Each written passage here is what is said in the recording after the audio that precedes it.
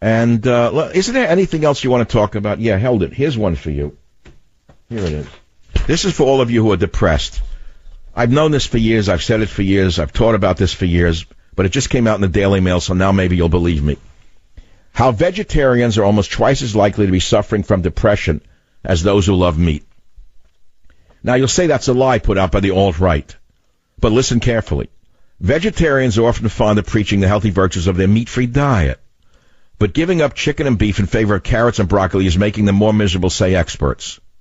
Suffering from vitamin and mineral deficiencies that can affect their mental health. Well, the study is significant. It's 10,000 men in the southwest of England, and they found that those who gave up meat were almost twice as likely to suffer depression as those on a conventional, balanced diet. It's said that 350 committed vegetarians had a higher average depression score compared to others. The paper was published in the Journal of Affective Disorders and said that a veggie diet led to lower intakes of vitamin B12, greater consumption of nuts, rich in omega-6 fatty acids, which may be linked to greater risk of mental health problems. So, look, I'm not joking, but you know that many vegans and vegetarians are marginal people to begin with. We know that. Now, there's another reason for it. There's something that they don't know about in this article that I know because my PhD is in the field of human nutrition. And you have to understand that meat itself, whether you want to eat it or not, you have to understand meat has certain qualities that cannot be matched by a vegetarian diet. There is an amino acid called carnitine. Have you heard of it? Carnitine?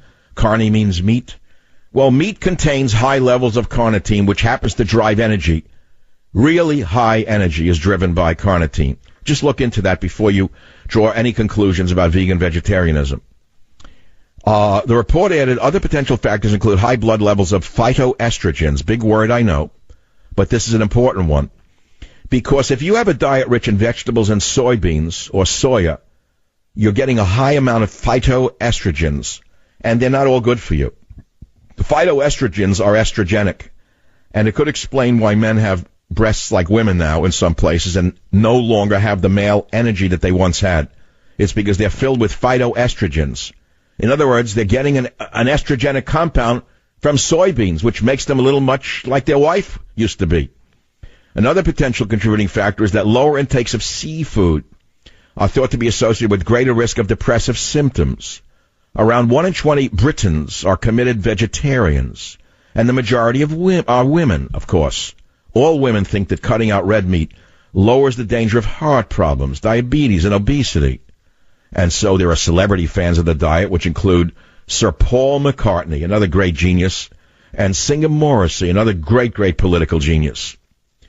Anyway, it's very important you understand that there are nutrients found in red meat and seafood that play an important role in producing brain chemicals that influence mood. And this could explain, to a great extent, why so many millions of people are fooled by Bolsheviks on a daily basis. If you think I'm kidding, I'm not kidding. I've been telling you for years. I got to tell you a personal story, not my own, not about me. It could be about me when I'm in the mood, but it's not about me today. In the 1970s, when I was a newly minted doctoral graduate, PhD, University of California at Berkeley, I killed myself for it. It was a real one, not a Cracker Jacks PhD, not an honorary PhD, a real one. Check it out. My dissertation is online. You can probably find it. My first position was as a nutritionist, believe it or not, on a houseboat in Sausalito, California, and 2 or 3 of the other doctors, I was a PhD, MAMS, they were MDs.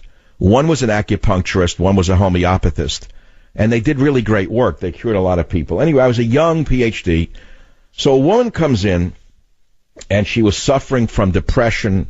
She was near suicidal, and I asked her about her diet. And she said, well, of course I'm a vegetarian. I said, well, okay, I didn't know you were, but okay.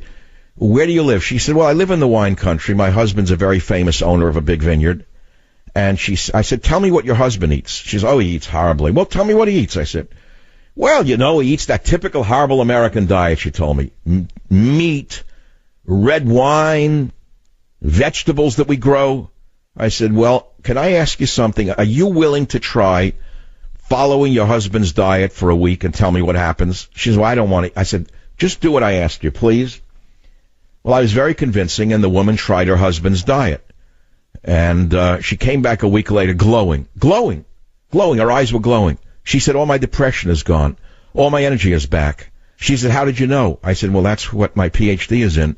It's in the nutrients in foods. So you have to understand that although well-meaning as you may be with your vegetarian or vegan diets, and you may follow these diets for ethical reasons, and I understand that, you have to understand that the human body is not yet evolved to that extent that you can live solely on vegetables. I'll be right back. Join the Savage Nation. Call now, 855-400-SAVAGE, 855-400-7282. Savage.